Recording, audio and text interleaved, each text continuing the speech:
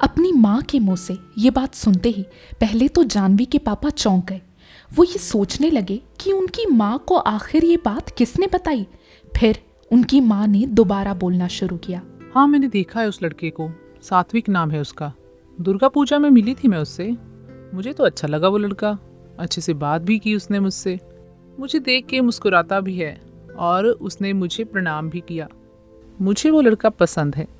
तुम हाँ कर दो तो सब खुश हो जाएंगे। भले ही अभी उसकी शादी मत करो, जब तुम्हारा मन हो तब करवा लेना, पर अभी कम से कम शादी के लिए मान जाओ। जानवी के पापा ने सब ध्यान से सुना और फिर कुछ देर के लिए चुपचाप बैठे रहे। फिर अचानक पूछा, आपको ये किसने बताया माँ? उनकी माँ ने जवाब दिया, जानवी ने ही मुझे खुद बताया था और साथ में बहू ने भी कहा था तुमसे बात करने के लिए। जानवी के पापा फिर थोड़ी देर शांत रहे और फिर कहा, माँ, मैं बस उनके परिवार के बारे में सोचकर अभी तक मना कर रहा था। उनकी माँ ने कहा, तुमको परिवार से क्या करना है? शादी तो उसकी उस लड़के से होगी ना, और लड़का तो अच्छा है ही। जानवी के पापा ने कहा, अब सब मान गए हैं तो फिर मैं क्या मना करूं? ठीक है, चलो मैं देखता हूं। जाने के बाद जानवी की माँ से बात करता हूं। जानवी के माँ बाप की खुद लव मैरिज हुई थी, तो इसलिए दोनों जानवी को समझ सकते थे। जानवी के पापा कुछ दिन बाद जब अपने घर आए तो एक दिन सही समय देखकर उन्होंने अपनी पत्नी से बात की। उन्होंने कहा, माँ बता रही थी कि तुमने उस लड़के और जानवी के शादी की बात की है। क्या करना है? तुम तैयार हो? जानवी की माँ ने समझाते हुए उनसे कहा, देखो, जानवी अब अपने पैर पर खड़ी हो चुकी है। इतनी अच्छी कंपनी में काम कर रही है। पहले तो बच्ची थी, लेकिन अब तो बड़ी और अपना भला बुरा खुद सोच सकती है। आप ये तो सोचिए कि आजकल की लड़कियां 4-5 बॉयफ्रेंड बना के रखती हैं, पर जानवी ने बचपन से बस एक ही लड़के से प्यार किया है।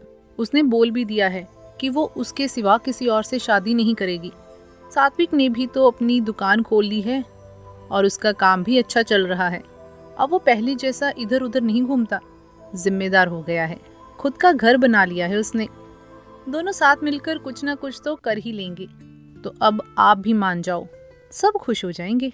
जानवी के पापा ने कहा, चलो ठीक है, उसी से करा देंगे जानवी की शादी, लेकिन अभी नहीं। जानवी को थोड़ा और सफल होने दो, उसके बाद। जानवी की माँ ने जानवी को फोन करके ये खुशखबरी दी। जानवी की खुशी का ठिकाना नहीं था। वैसे उसके पापा के आव भाव से तो वो पहले ही समझ गई थी कि उसके पापा भी अंदर से राजी हो चुके हैं, बस सबके सामने नहीं बोल रहे। पर अब जब उन्होंने अपने मुंह से ये बात कह दी तो जानवी के लिए ये अपने जीवन की सबसे बड़ी खुशी थी। जानवी ने जब ये बात सात्विक को बताई तो सात्विक भी बहुत खुश हुआ और उसे लगा कि आखिरकार उनके सच्चे प्यार ने जीत हासिल कर ली। कुछ समय के लिए जानवी घर से अपने ऑफिस का काम करने लगी थी, तो बहुत महीनों के लिए वो घर पर ही थी। जानवी जब भी सात्विक से मिलने जाती अपनी माँ को बताकर ही जाती। फिर दुर्गा पूजा का समय आया और विसर्जन का दिन था। विसर्जन के समय सभी कामों में लगे होते हैं। कौन कहाँ क्या काम कर रहा होता है पता ही नहीं होता। सात्विक टेंट निकालने का काम कर रहा था और अचानक पीछे से कोई आया और उसने सात्विक के कंधे पर हाथ रखा और कहा, बेटा, और कितनी देर लगेगी इसमें? सात्विक जैसे ही पीछे मुड़ा जवाब देने के लिए, उसने देखा कि वो जानवी के पापा थे। जानवी के पापा को भी नहीं पता था कि वो सात्विक के कंधे पे हाथ रख रहे हैं। दोनों ने जैसे ही एक दूसरे को देखा, दोनों को बहुत शर्म आई और जानवी के पापा ने बिना कुछ कहे हाथ हटाया और वहां से चले गए। अगले दिन सात्विक ने ये किस्सा जानवी को बताया और दोनों मिलकर खूब हंसे।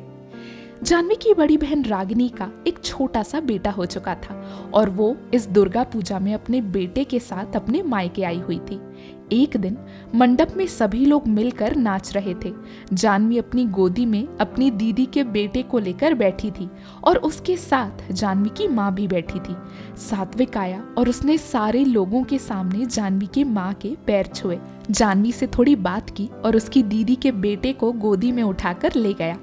उसे थोड़ा अपने साथ नचवाया और फिर उसे चॉकलेट वगैरह खरीद कर दिया और वापस जानवी के पास लाकर छोड़ दिया। जानवी की माँ की नज़र में सात्विक की इज्जत और बढ़ गई और वो बहुत खुश हुई। कुछ समय बाद जानवी के घर गांव से कुछ मेहमान आए। जानवी की दादी और नानी, साथ में गांव के कुछ बच्चे। दादी ने कहा कि वो सात्विक के घर जाएंगी क्योंकि बात अब थोड़ी आगे बढ़ानी चाहिए। भले ही शादी अभी नहीं हो रही, पर अगर दो घर जुड़ने वाले हैं तो आपस में थोड़ी बातचीत और आना जाना तो होना चाहिए। जानवी के पापा वहां पर मौजूद थे। उन्होंने कहा, रुको, ऐसे खाली हाथ मत जाओ आप लोग। मैं कोई अच्छी मिठाई लेकर देता हूँ, वो लेकर जाना। जानवी वहां बैठी बैठी ये सब देख रही थी और उसकी आंखों में खुशी के आंसू थे। जानवी के बचपन का एक सपना अब सच होता नजर आ रहा था, जिसके लिए उसने क्या क्या नहीं किया।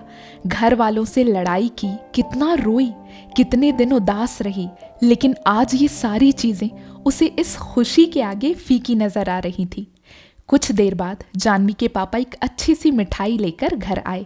जानवी की दादी, नानी और मामी के जाने का प्लान बना। उन्होंने मिठाई ली और बाकी बच्चे उन दोनों को सात्विक के घर तक छोड़ने के लिए गए। इधर जानवी ने सात्विक को कॉल करके पहले ही बता दिया था कि आज उसकी दादी और नानी आने वाली हैं उसके घर, और वो उस समय दुकान से अपने घर चला जाए। सात्विक वैसे तो सबके सामने शेर बनता था, पर इन सब मामलों में वो बहुत शर्मीला था। जानवी लड़की होकर जितना शर्माती नहीं थी, उससे कहीं ज्यादा सात्विक शर्माता था। वो कॉल पर ही जानवी से कहने लग गया, अरे मुझे तो सोचकर भी बहुत ही शर्म आ रही है। मैं कैसे जाऊंगा उनके सामने? जानवी को सात्विक का ये शर्माना बड़ा ही प्यारा लगता था। वो हंसने लगी और उसने कहा, सात्विक, वो बस बात करने आ रहे हैं, तुम्हें दूल्हा बनाने नहीं, तो इतना मत शर्माओ और बस उन्हें खुश करने की कोशिश करो। सात्विक ने अपने घर पे कॉल करके अपनी माँ को सब बता दिया। उसने कहा कि वो लोग नाश्ते का सामान तैयार कर लें। सात्विक के घर वालों ने थोड़ी बहुत तैयारी कर ली। सात्विक जानवी से बात करते हुए और शर्माते हुए कुछ देर में घर पहुंचा, और उसके आने के कुछ देर बाद जानवी के रिश्तेदार सात्विक के घर आ गए। सात्विक ने सबको प्रणाम किया और फिर उनसे कहा, आप लोग माँ से बातें करो, मैं चाय बनाकर लाता हूँ। सात्विक को पता था कि जानवी की नानी को शुगर की बीमारी है और इसलिए वो शक्कर वाली चाय नहीं पी सकती। सात्विक ने ये बात ध्यान में रखी और उसकी नानी के लिए शुगर फ्री वाली चाय बनाकर लाया। जानवी की दादी और नानी को सात्विक की ये बात लुभा गई कि एक लड़का होकर भी वो उनके लिए चाय बनाकर लाया, और उसने नानी की शुगर का भी ध्यान रखा। फिर जानवी की नानी उठी और उन्होंने मिठाई का एक टुकड़ा सात्विक के मुंह में डाला। सात्विक ने उनके पैर छुए। जानवी की नानी, दादी और मामी सब ने मिलकर सात्विक के नए घर को देखा। सबको उनका घर बहुत पसंद आया। सात्विक के घर पर एक बहुत बड़ा सा पान का पेड़ था। सात्विक ने जानवी की नानी और दादी के लिए पान तोड़कर दिया। सब लोगों ने मिलकर बात किया। सात्विक की माँ ने पूछा, तो आप लोग तैयार हैं ना अपनी बेटी का हाथ मेरे बेटे के हाथ में देने के लिए? तो आपको क्या लगता है, क्या जानवी के घर वाले मान जाएंगे? अपने अपने थॉट्स कमेंट बॉक्स में लिखकर ज़रूर बताइएगा। अगर आपको इसके आगे का चैप्टर चाहिए तो भी कमेंट बॉक्स में लिखकर ज़रूर बताइएगा। अगर कहानी इंटरेस्टिंग लग रही है तो वीडियो को लाइक करें, शेयर करें, और आगे के चैप्टर्स पाने के लिए हमारे चैनल को सब्सक्राइब करें और बेल आइकन क्लिक करें। Thank you.